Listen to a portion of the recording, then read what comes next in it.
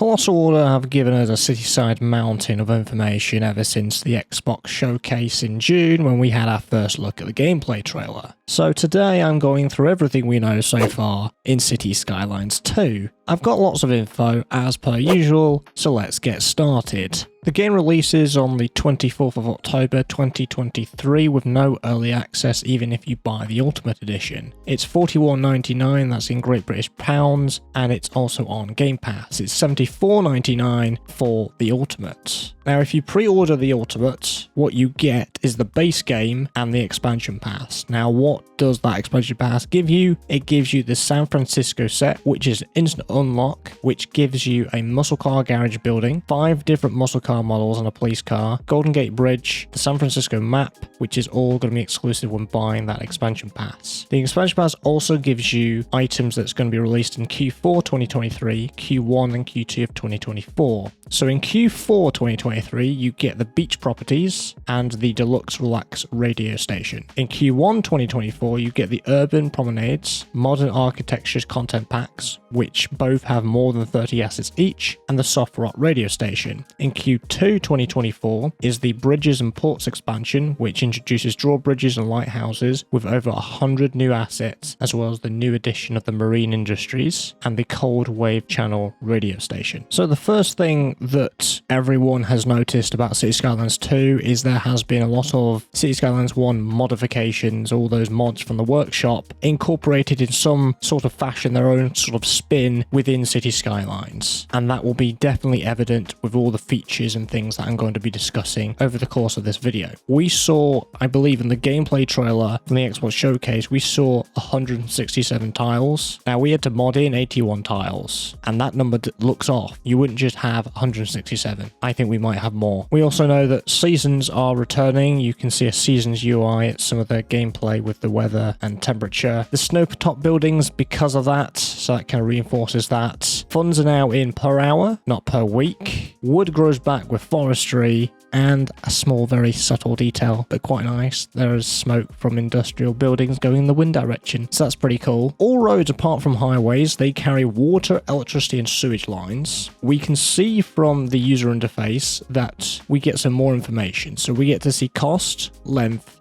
angle, and height when placing roads. There are now going to be 7 total snapping options. There is a new road tool called the grid tool. So it's basically city blocks in basically 3 clicks. You can continue building a road through roads without stopping. You can place 2 roads parallel at the same time. And if you're using a one-way road, it automatically places the roads in the opposite direction. You can now add or remove lanes for highways as well as on and off ramps. The elevation tool allows you to build roads on top of other roads. The upgrade tool is now called the replace tool. So you can add bus lanes and tram tracks straight into existing roads. There's now a new road type. I say a road type, it's not particularly a road, it's a pedestrian street, that's what it's called. And this is used by pedestrians and certain city services vehicles that can use them as well. So let me just go through all the tool modes for roads. So you have your straight, your simple curve, your complex curve, your continuous curve, grid, and replace. There are going to be more pre-made intersections which are easier to use. Previously we only had, I think it was 3 or 4, there was a couple of intersections, there was a roundabout, and that was about it. Intersection placements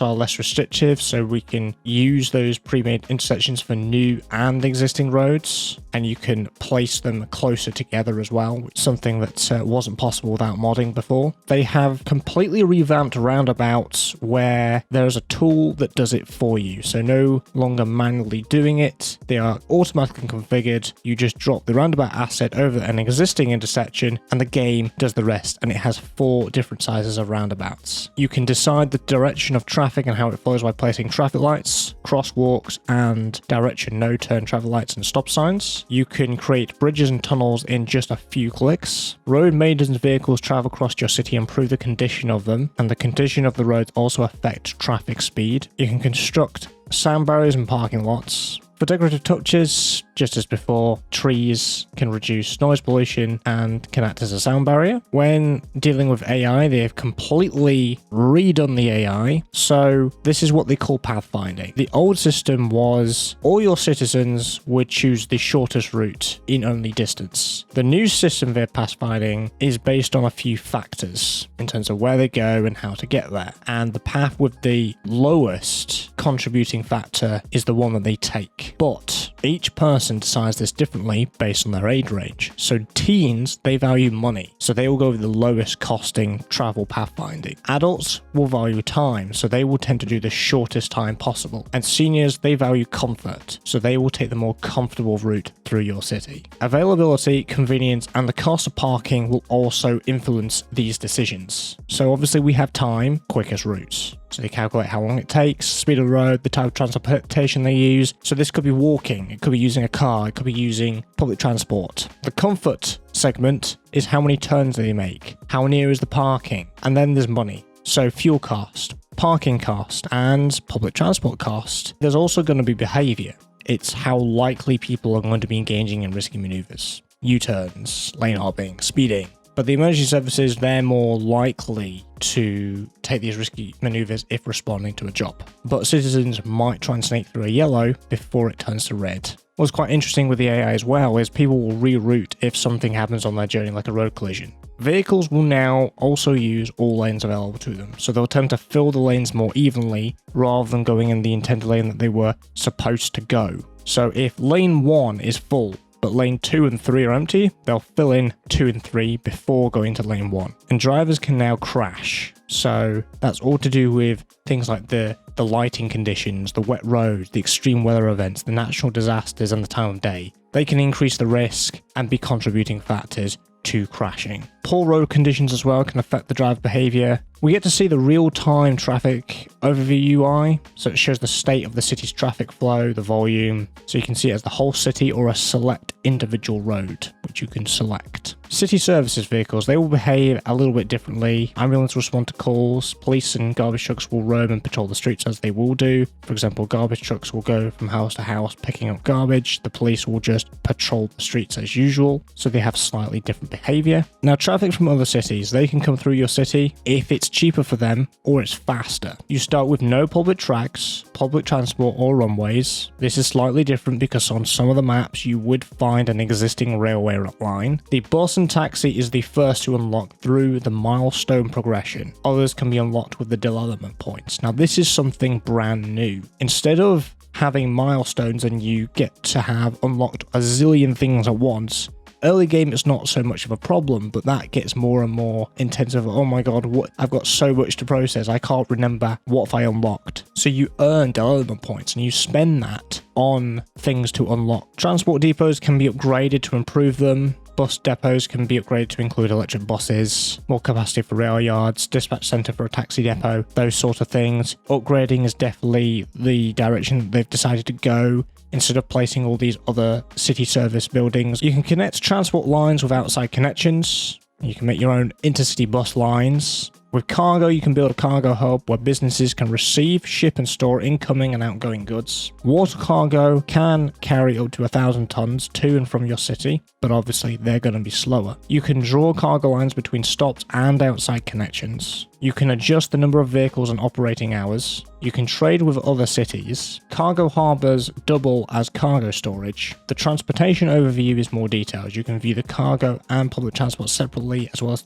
cargo type. So it shows how many passengers as well as how much cargo is transported per type per month. And the ticket price is per line. If it's too high, they might not use it. We get to see the city creator map selection screen for the first time. It has its own name randomizer. You get to select a theme, either European or American. It's got tick boxes for left-hand traffic, natural disasters, unlock all, unlimited money, and there's also tutorial options as well. Through these screens, it also tells you the theme, climax, latitude, buildable area in percentage, outside connections, and natural resources. What they've done with zoning is they've actually improved the demand calculations as well. You can mix Euro and US themed buildings. So these affect the zone buildings, service vehicles, road markings, and roadside props. So if you wanted a European commercial and industrial area and an American neighborhood, you can absolutely do that. So the residential signature buildings, these are unique and probable buildings that decrease the demand they are in. They are unlockable. They have roughly 2 to 3 requirements to unlock, but also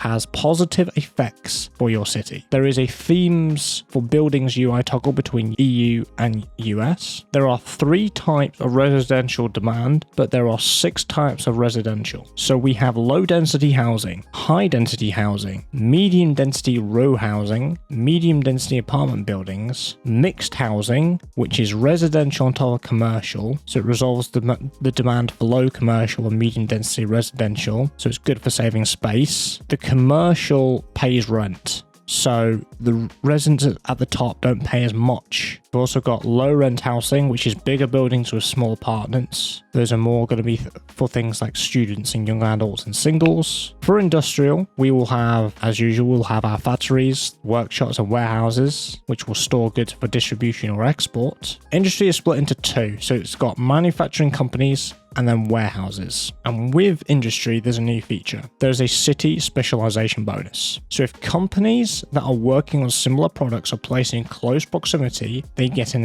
efficiency bonus. Therefore, they increase productivity and profit. In commercial, there is a dedicated commercial where they say locally produced and imported goods. They're also used where citizens and tourists eat, so they can visit things like the cinema or visit clubs and all that kind of thing. The land value system, it's been changed. So citizens and companies decide what areas are desirable, so you can then accommodate that. The zoning tool includes more info. So it even includes where to zone and what not to zone. So it might suggest, oh, okay, zone this commercial. Don't zone this commercial, but zone this residential. In terms of the offer zones, there's going to be small low density and high density towers. You can manually now draw farming land, and that's going to be a consistent feature with not just farming, but a few other things that I'll mention later on. Signature buildings. Now, these are unique buildings of each zone type that will unlock as your city expands. They're free to build and you can put them anywhere. They elevate the neighborhood in unique ways and can bring citywide benefits. And you're suggested to place them carefully in each district as they can play a hand with each other. So there might be some synergy with them. We have an addition to colleges. So there are now 5 education levels instead of 4, which match the different workplaces. So to combine the buildings we already have in Cities Skylines 1 with Cities Skylines 2, we've got elementary, high school, college, which is the new one,